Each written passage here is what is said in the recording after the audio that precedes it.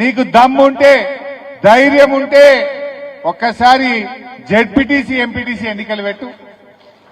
ఎందుకంటే అందులో car గుర్తుంటది. Car ఉంటే కేసీఆర్ యాదికి వస్తాడు. గుద్ది గుద్దిడిచి పెడతాడు నిన్ను కాంగ్రెస్ పార్టీని. ఆయనకు భయం పట్టుకున్నది.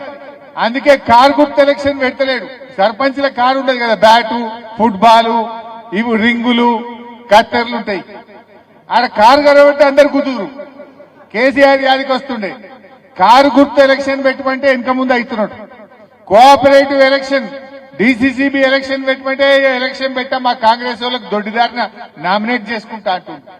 జెడ్పీటీసీ ఎన్నికలు మెల్లగా చూస్తుంది, ఇప్పుడు ఏం పెట్టాలి అంటుండు. అంటే భయం పట్టుకున్నది కాంగ్రెస్ వాళ్ళకు.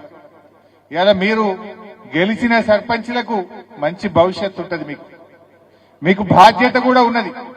ఒక విషయం చెప్పాలి, ఆర్థిక సంఘం డబ్బులు 15వ ఆర్థిక సంఘం డబ్బులు ఆనాడు బీఆర్ఎస్ ఉన్నప్పుడు కేసీఆర్ గారు కేబినెట్ లో ఒక నిర్ణయం తీసుకున్నారు. ఢిల్లీకేలు వచ్చే పైసలు రాష్ట్ర ప్రభుత్వ ఖజానాకు పోవు, నేరుగా 85% మా సర్పంచుల ఖాతాల్లోకి పోవాలని నిర్ణయం తీసుకున్నాం. మీరు అధైర్యపడద్దు.